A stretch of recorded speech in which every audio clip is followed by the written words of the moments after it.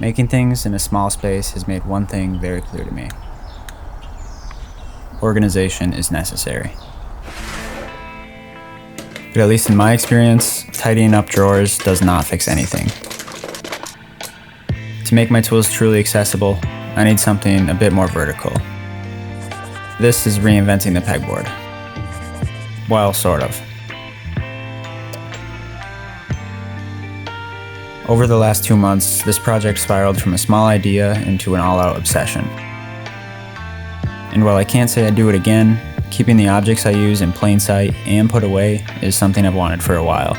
Because when things start piling up in here, well, Adam Savage says it best. Drawers are where things go to die. Drawers are evil. Yeah. But I've been holding off on pegboards until now for one reason. The hooks. Sure, they get the job done, but they lack certain qualities that I'm looking for. So I gave myself an assignment.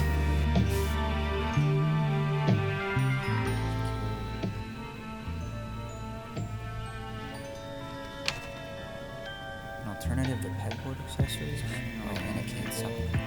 It must be made at home.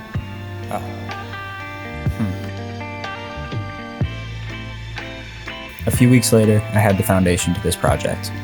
A tiny part that I spent countless hours tweaking. A part that definitely already exists. An anchor. But what doesn't exist, at least to my knowledge, is one that you can use to both attach and be attached to. Now, 3D printers are good at prototyping, but to make this anchor truly functional, it's important to design with intention. I could go on for hours about every detail I chased while designing these, but to keep it light, consider the following. 1. Print orientation is easily the most important factor, because this is no good. 2. With small parts, surface area is your friend, so making the anchor a split hexagon instead of a circle is a better choice here. 3. Hardware. A hardware-free design would be ideal, and I did give it a shot, but for reliability, a screw is the best choice. But the real benefit to using the screw comes from its size, because here, size matters. If it's too small, you won't be attaching anything to this anchor. But with the right size, you can turn that anchor into something a lot more functional. And with all of those considerations considered, we can move on to what this video is really about. Organization.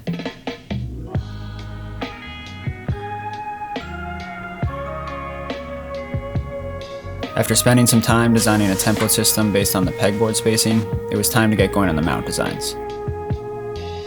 But the idea of designing an individual mount for every single tool sounds a little daunting, so we'll start small.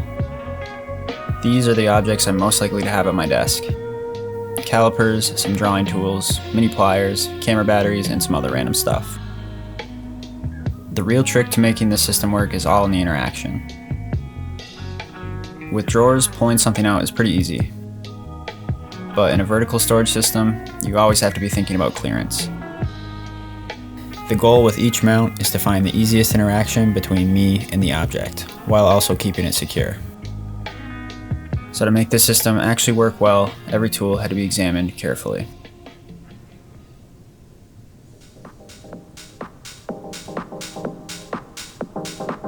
But I think you get the gist, so let's just finish this first one up.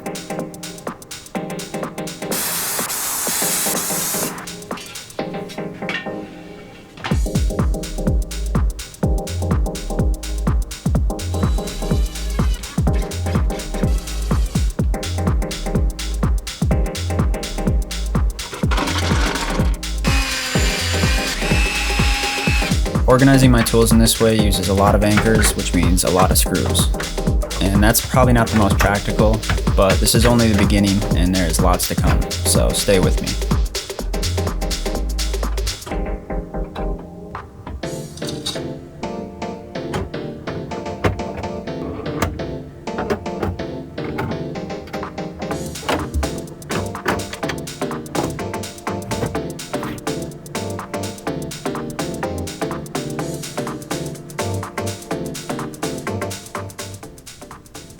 So now that these are finished up, it's time to do some strength testing. Wait, you're forgetting one. Oh, that's right. This is the Henson AL13 aluminum razor. Like one of my goals in everything I make, this is a razor designed with intention. I'm someone who gets attached to the objects I use every day, and from the moment I picked this up, I knew it was one of those objects. Okay, maybe not every day. Manufactured in an aerospace grade machine shop in Canada, these razors set the standard for what it means to be a quality product. Unlike a cartridge razor that flexes and bends, their universal fixed blade construction and precision machine body provide a consistent angle for a consistent shave every time. So when it comes to choosing between a razor designed to be disposed of and a razor designed for a lifetime, I know which one I'm choosing. If you're thinking of making the switch, use the link in my description to get a 2-year supply of razors with your purchase of the AL13. Thank you, Henson, for sponsoring this video.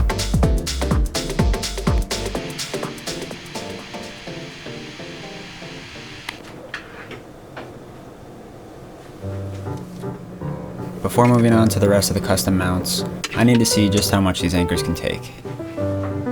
And to do that, we need some proof. But we aren't exactly testing rockets here, and I'm just one person, so the only goal I really have is to see what breaks these things.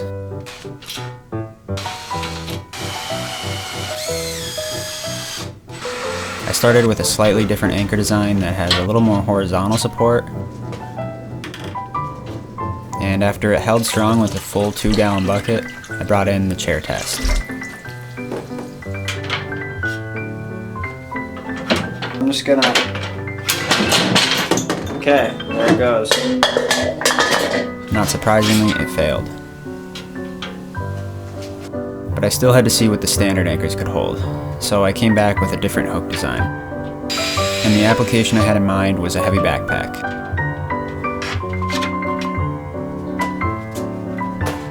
But after it held 7 boxes of filament without issue, I brought the chair back.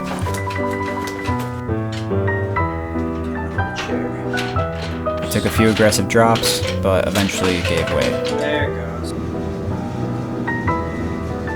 So the final test is with my strongest soldier. This hook is printed in the ideal orientation for strength and slides onto the anchors from the side. I'm not exactly sure how much this tent weighs, but for comparison, when I tried the same test on a standard pegboard hook, it didn't go so well.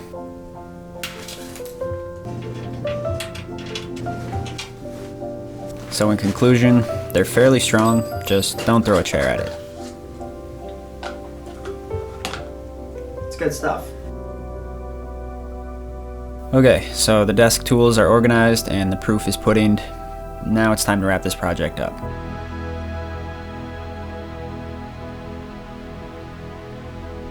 The bigger pegboard has a lot more room, which means there's a lot more parts to design.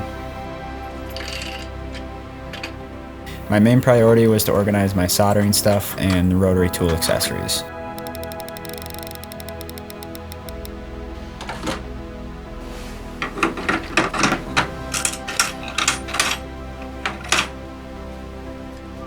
But after doing a few more, I started to get bored. So I took it all down and repainted the pegboard.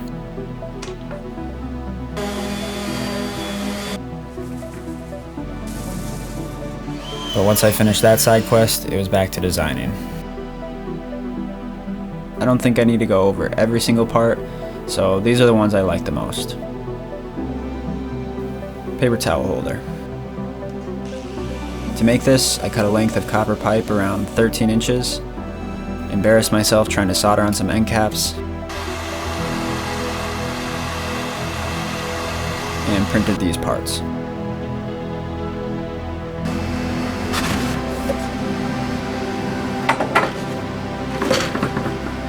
Socket holder. Honestly, not much to say here, I just like how it turned out. Quick release tape measure mount. Saving the belt clip was not that important to me, so I replaced it with this plate that allows you to twist to lock in place. I'm not one to reprint things unless absolutely necessary, so I try to add fail-safes to designs where tolerance is important. So for this mount, if the twist lock was too loose, the magnets were there to help keep it secured.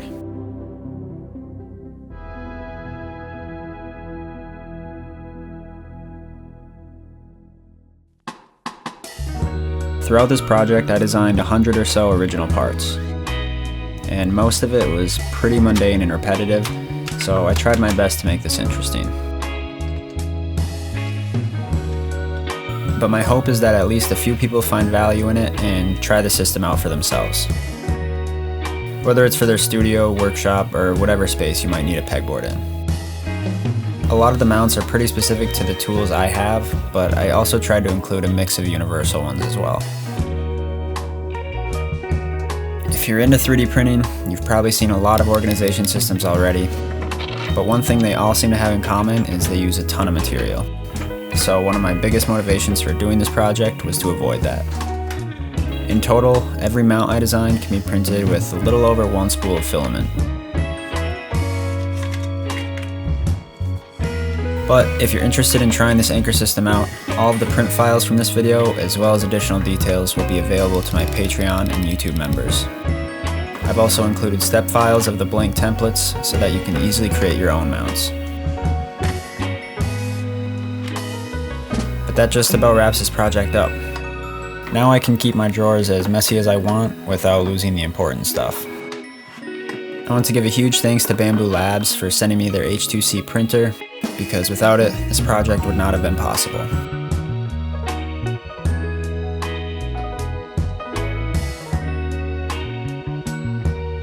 But that's going to be it for this one, so thank you for watching, and I will see you next time. Peace.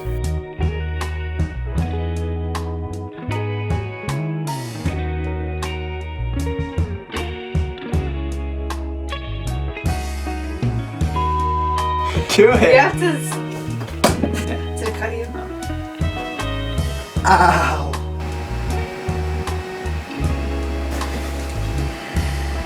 Nope.